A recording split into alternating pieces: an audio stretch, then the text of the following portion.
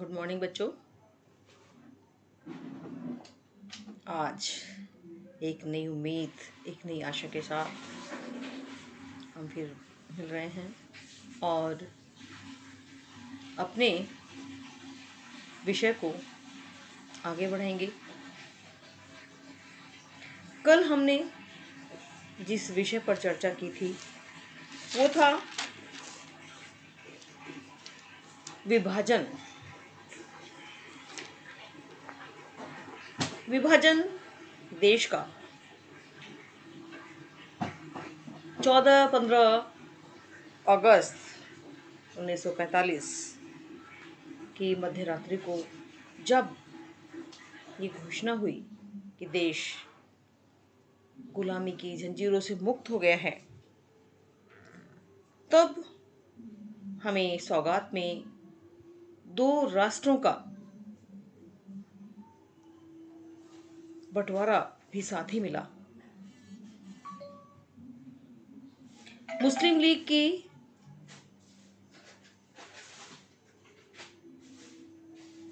जो इच्छा थी उसके अनुरूप, जो वो चाहते थे उन्हीं के अनुरूप भारत दो भागों में बंट गया, क्योंकि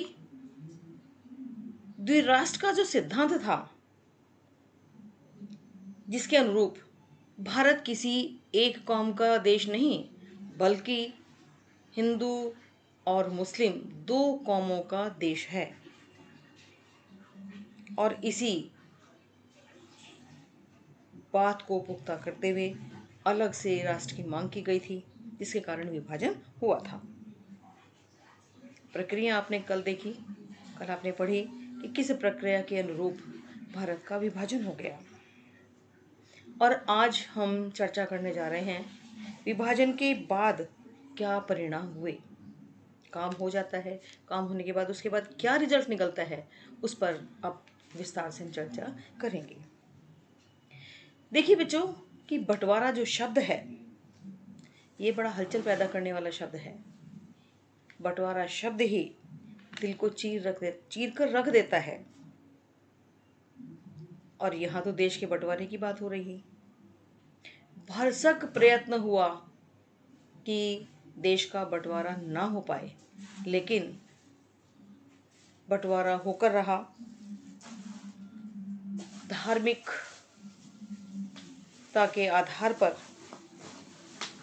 देश का बंटवारा हुआ और सीमा रेखा खींच दी गई।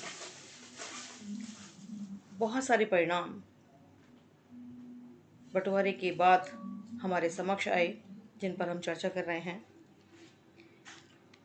कई सारे परिणाम। पहले परिणाम पे मैं प्रकाश डालूंगी। पहला परिणाम हुआ हिंसा। दूसरा अनियोजित और आकस्मिक स्थानांतरण। तीसरा संपत्ति का बंटवारा। और चौथा था अल्पसंख्यकों की समस्या। अब पहले इस पर बात करेंगे। हिंसा का दौर। जैसे ही ये घोषणा की गई कि देश को दो हिस्सों में बांट दिया गया है, भारत और पाकिस्तान दो उसके भाग हो गए हैं, तो उसी घोषणा के साथ हिंसा का दौर प्रारंभ हो गया। कुछ लोग ये मान करके चल रहे थे ये छुटपुट घटनाएं हैं, शांत हो जाएंगी, लेकिन किसी को भी इस बात का अनुमान नहीं था कि ये हिंसा व्यापक स्तर पर खून खराबे वाली साबित होगी। ये हिंसा पूरे देश को झकझोर जाएगी,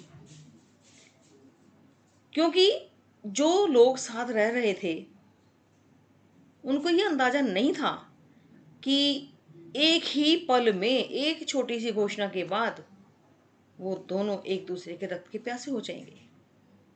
क्योंकि दो समुदाय हिंसा की भेंट चढ़ गए, हिंदू और मुस्लिम।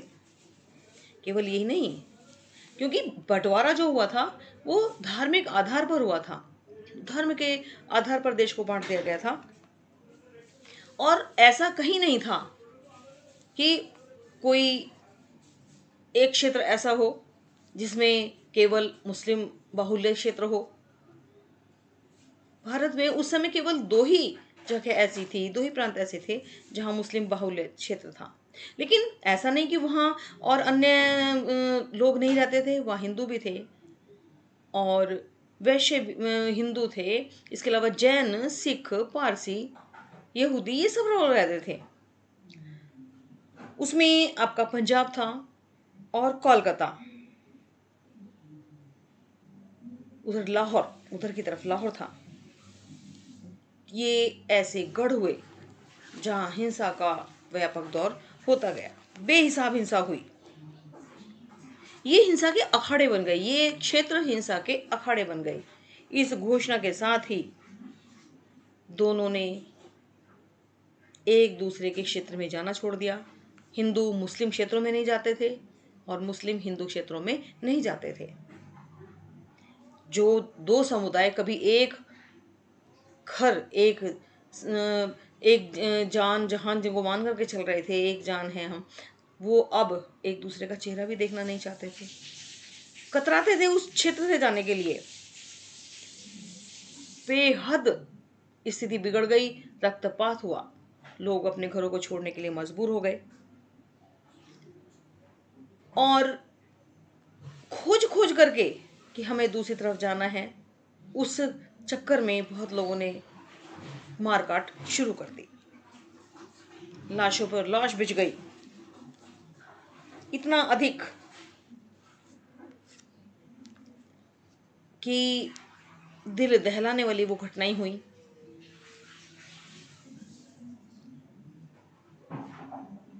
हिंसा इसीलिए हुई कि सबको मारा मारी हुई। जब ये पता चल गया कि हमें यहाँ से छोड़ करके पाकिस्तान जाना है, सीमा पार जाना है, तो भगदड़ रोकने की बहुत कोशिश की गई, शांत करने की कोशिश की गई। गांधी जी उसी समय गांधी जी के मन पर बहुत बड़ा आघात पहुंचा, क्योंकि गांधी नहीं चाहते थे कि हिंसा हो। दोनों समुदाय को मनाने के लिए उसी समय गांधी जी नोआखली गए हुए थे, जो आज बांग्लादेश में है। वहाँ के मुस्लिम लोगों को समझाया, बहुत कोशिश की, लेकिन बात नहीं बनी। उस समय मामला दबा होगा, कुछ समय के लिए वहाँ शांति हुई, लेकिन फिर से जब गांधी वहाँ से दिल्ली आए तब फिर वही हालात। दिल्ली में थोड़ा शांत हुआ, लेकिन अंदर ही अंदर सुलग रही आग किसी भी प्रकार से शांत नहीं हुई। दूसरा जो परिणाम हुआ, अनियोजित आकस्मिक स्थानांतरण।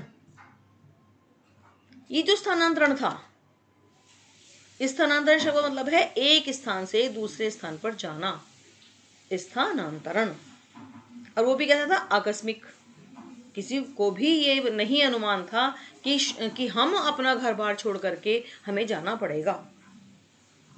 बहुत टाइम तक तो लोगों को ये भी समझना है कि हम अपने देश में हैं या फिर हम विदेशी बन गए। मतलब जो इतने सालों से जहाँ रहते आए, हम 200 सालों के साथ जो रहने वाले व्यक्ति थे, वो एक ही पल में अपने आप को ये नहीं समझ पा रहे थे कि हम अपने ही देश में पराए हो गए हैं, या हमारा अस्तित्व किधर है।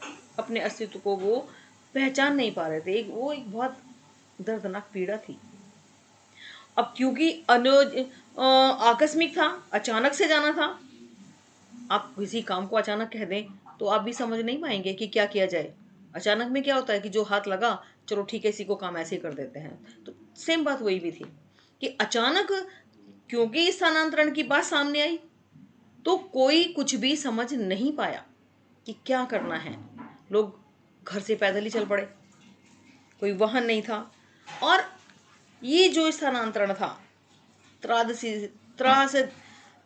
त्रासदी से भरा हुआ था, बेहद। और इसको हम मानव इतिहास का पहला स्थानांतरण कह सकते हैं कि ऐसा कहीं नहीं हुआ होगा मानव इतिहास में। ये पहली घटना रही, पहला स्थानांतरण रहा कि जो अनियोजित रहा, आकस्मिक रहा।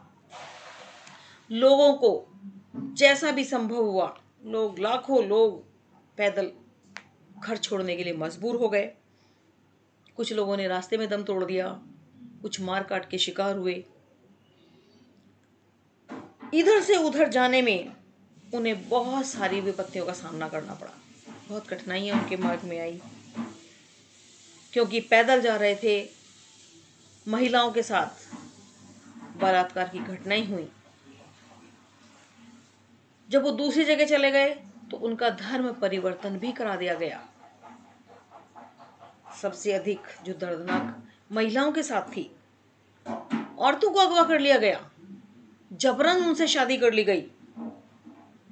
और कुछ लोगों ने क्या किया कि अपने घर की इज्जत बचाने के लिए अपनी बेटियों को मार भी दिया। आप सोचिए कितना भयंकर मंजर रहा होगा कि औरतों और जो छोटे बच्चे थे, क्योंकि पैदल जा रहे थे, कुछ रेलगाड़ी से जा रहे थे, कुछ चढ़ गए डब्बों में, कुछ नहीं चढ़ पाए, कुछ को फेंक दिया गया। इससे क्या हुआ कि कुछ बच्चे अपने माँ बाप से बिछड़ गए, अनाथ हो गए। यदि आप अमृता प्रीतम की, जो पंजाब की कवित्री रही, उस दर्दनाक एक उनकी कविता का कुछ अंश मैं आपको सुना रही हूँ। आप उसे सुनकर को आपको समझ आ जाएगा कि उस समय की घटना क्या रही होगी। उनकी कविता का एक छोटा सा एक अंश है। आज वारिस से कहती है, आज वारिस से कहती है। इसका जो शीर्षक है, वारिस साहब। आज वारिस से कहती है अपनी कब्र में बोलो, और इश्क की किताब का कोई नया वर्ग खोलो। पंजाब की एक बेटी रोई थी, तूने उसकी लंबी दास्तान लिखी। आज लाखों बेटियां रो रही हैं, ए वारिस शाह तुमसे कह रही हैं। ए दर्दमंदों के दोस्त, पंजाब के हालात देखो। चौपाल लाशों से अटा पड़ा है, चुनाव लहू से भर गया है। ये कुछ पंक्तियों के अंश थे जो उस दर्द को बयां कर रहे हैं। तो इन लाखों लोगों की जो आज़ादी का मतलब था अपनी जिंदगी की तबाही,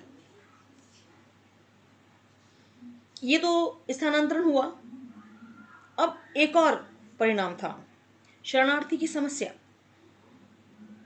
जो लोग अपना घर बार छोड़ करके गए, चाहे वो पाकिस्तान गए, चाहे वो हिंदुस्तान आए, उनकी रहने की समस्या।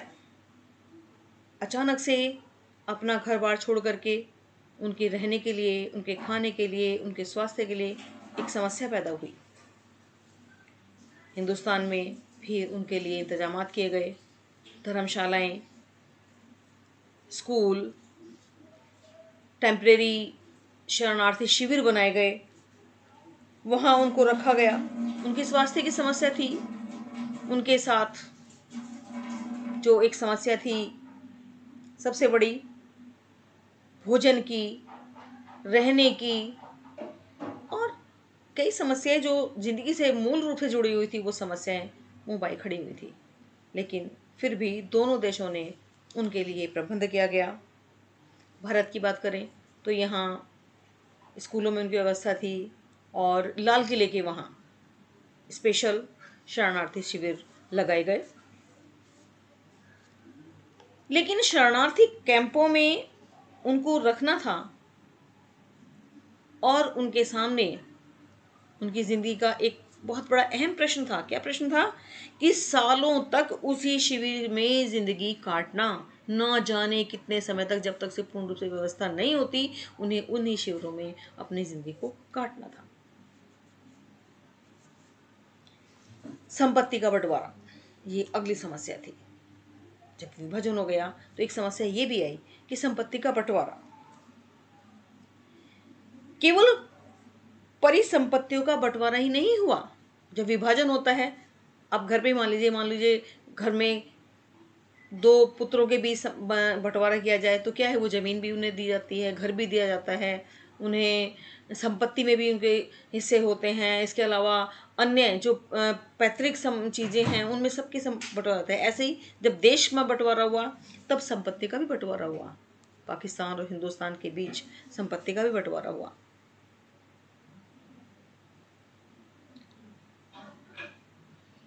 और केवल परिसंपत्तियों का बंटवारा ही नहीं हुआ, अपितु इस विभाजन में दो समुदायों के दिलों का भी बंटवारा हो गया।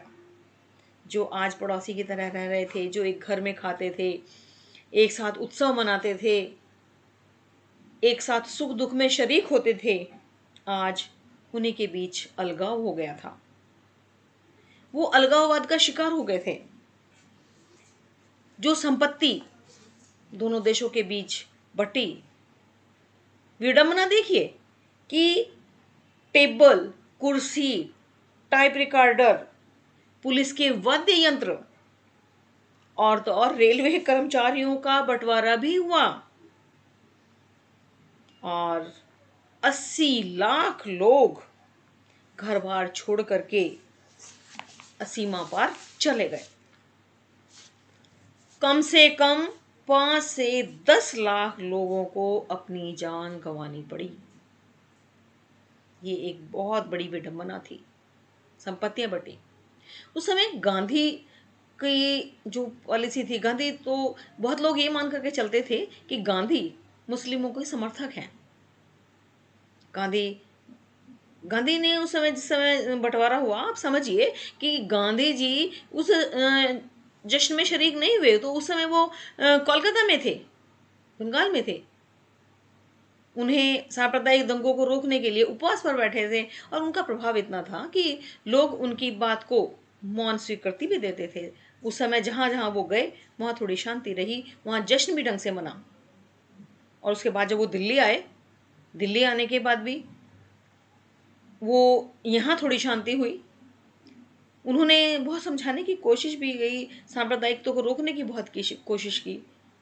लेकिन जनवरी में जब वो उपवास पर बैठे इसी पक्ष में, तो कुछ लोग ये मान करके चल रहे थे कि गांधी वो हैं जो केवल मुस्लिमों का पक्षधर हैं। गांधी चाहते थे कि जो संपत्ति का बंटवारा है भारत सरकार उनको पूर्ण रूप से अदा करे। उन्हें ये महसूस हो रहा था कि शायद उसमें कुछ चूक हो रही है। कुछ लोगों को ये बात नागवार गुजर रही थी। कुछ संगठन ऐसे थे जो गांधी की विचारधारा से सहमत नहीं थे, गांधी को मौन स्वीकृति नहीं देना चाहते थे। वो ये चाहते थे कि जैसे पाकिस्तान बना है, भारत भी हिंदू राष्ट्र बन जाए। लेकिन गांधी इस बात का विरोध करते थे। वो इस बात से सहमत ही नहीं थे। बंटवारा हो गया, ठीक है, उनकी इच्छा के विरुद्ध बंटवारा हो गया, लेकिन वो ये चाहते थे कि जो संपत्ति उनको देनी है उनको दे दी जाए। और गांधी को तो अपनी जान देकर ये कीमत चुकानी भी पड़ी थी। तो संपत्ति का बंटवारा इस प्रकार से हो गया। अब एक और समस्या थी, प्रशासनिक मुश्किलें। प्रशासन स्तर पर भी कई समस्याएं सामने थी।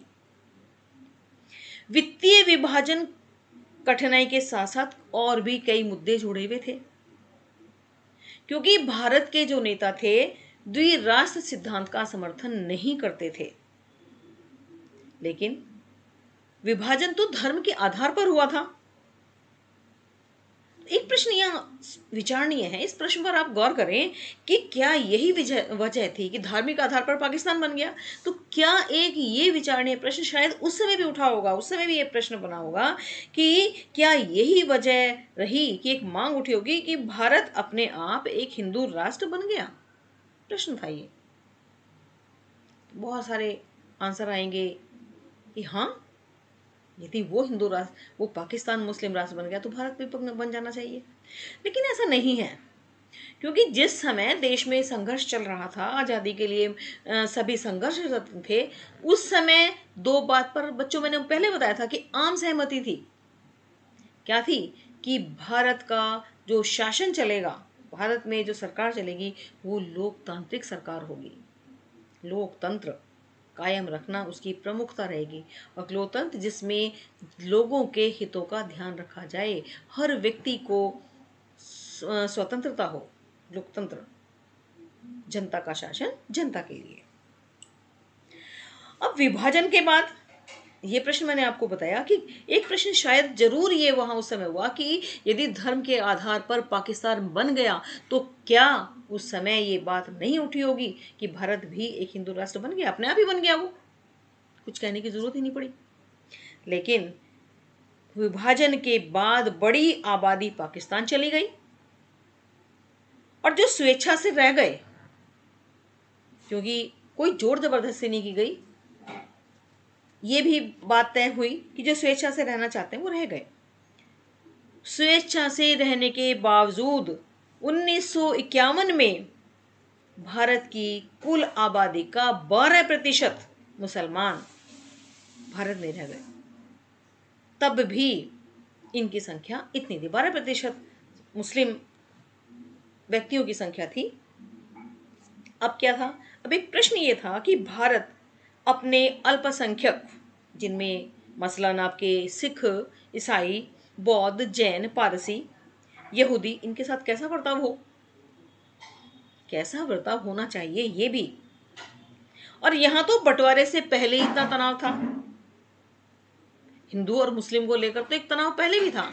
लोगों के मन में बेहद फूट डल चुकी थी, एक दूसरे को सहन कर पाना उनके लिए मुश्किल हो रहा था।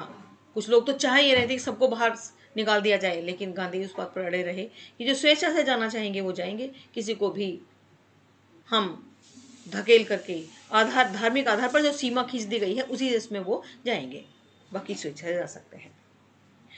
इन संघर्षों के साथ प्रतिस्पर्धा और राजनीतिक हित भी जुड़े हुए थे। दोनों चीजें थी, प्रतिस्पर्धा भी थी, राजनीतिक हित भी जुड़े हुए थे। क्योंकि एक चीज नोट करने वाली थी कि मुस्लिम लीग का जो गठन हुआ था औपनिवेशिक भारत में, वो मुसलमानों के हित के लिए जुड़ा हुआ था, क्योंकि वो मुस्लिम राष्ट्र अर्थात पाकिस्तान को अलग राष्ट्र बनाने पर तुले हुए थे। ठीक वैसे ही भारत में कुछ हिंदूवादी संगठन ऐसे भी थे जो भारत को हिंदू राष्ट्र बनाने के लिए लामबंद हो रहे थे। ऐसी परिस्थिति बन रही थी। पर कुछ भी हो, भारत की कौमी सरकार के सभी नेता हर नागरिक को समान दर्जा देने के पक्षधर थे,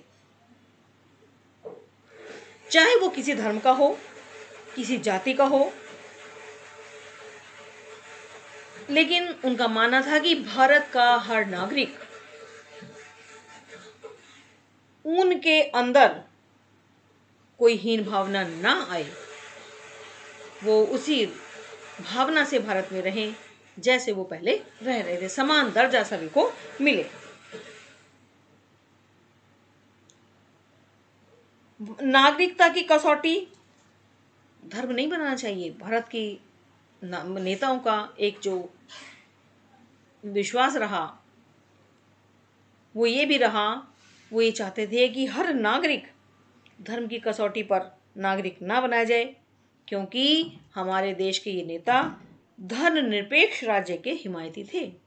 धर्मनिरपेक्ष, हर धर्म को तवज्जो मिले, व्यक्ति समान रूप से अपने पूजा पाठ, धार्मिक क्षेत्र में जाएं, सब अपने अपने धर्म को मानने के लिए स्वतंत्र हों। और इसी आदर्श की अभिव्यक्ति हमारे संविधान में हुई है। तो ये तो रहा आपका प्रशासनिक मुश्किलें। अब ये 3-4 जो समस्याएं थी ये आपने देखी। एक बार फिर से इनको ऊपर संक्षेप में प्रकाश डाल दूं, हल्के से छोटा सा, फिर से एक बार पीछे फ्लैशबैक में जाए कि विभाजन के परिणाम हमारे सामने किस रूप में आए। पहला, हिंसा का दौर। दूसरा, आकस्मिक अनियोजित स्थानांतरण। और तीसरा, संपत्ति का बंटवारा। चौथा, अल्पसंख्यकों की समस्या, यानी कि वही था कि अल्पसंख्यक, कि ये जो लोग हैं इन्हें क्या दर्जा मिले, इनको क्या माना जाए। ये किस प्रकार से ये देश में इनको रखा जाए, उनको जो पहचान मिले वो कैसी मिले, ये भी समस्या बनी। तो है, और शरणार्थियों की समस्या हमारे सामने आई, प्रशासनिक मुश्किलें आई कि जो नेता हैं, जो प्रशासनिक दौर से गुजर रहे हैं, उन्हें क्या क्या परिस्थिति उनके सामने खड़ी हुई। लेकिन इन सब के बावजूद ये परिणाम हमारे सामने आए जो आपने देखे। देखिए, उस समय कई सारी इन घटना चक्रों पर बहुत सारी पिक्चरें बनी। एक थी तमस, गोविंद निहलानी की एक पिक्चर बनी तमस, जो भारत और पाकिस्तान के बंटवारे पर आधारित रही। एक और थी 1973 में जो देश बंटवारे पर एक और पिक्चर बनी, गर्म हवा, 1973 में बनी। ये भी उस पीड़ा को, उस दौर को अभिव्यक्त करने का एक बहुत सुंदर, क्योंकि अनेकों लेखक, कवि, रचनाकार उन्होंने उन शब्दों में ढालने की कोशिश की, जैसा कि मैंने आपको अमृता प्रीतम जी की 4 लाइनें पढ़ करके सुनाई। तो ये तो रही भारत के विभाजन का परिणाम। तो कल हम नेक्स्ट समस्या, रजवाड़ों की समस्या, इस पर चर्चा करेंगे। आज केवल इतना ही। इसमें कई प्रश्न आपके एग्जाम से जुड़े हुए होंगे, इन पर आप गौर करें कि संपत्ति का बंटवारा कितने रूप में हुआ, विभाजन का जो परिणाम है कितने रूपों में आपके समक्ष आया, विभाजन जब हुआ किन किन चीज़ों का विभाजन हुआ, देश के जो विभाजन के बाद जो परिणाम आया, वो परिणाम ये लॉन्ग क्वेश्चन में भी आ सकता है, ये शॉर्ट क्वेश्चन में भी आ सकता है। तो आप इसकी भी तैयारी करें। कल फिर रजवाड़ों की समस्या को लेकर के मैं फिर आपके समक्ष होंगी। आज के लिए बस इतना ही। धन्यवाद।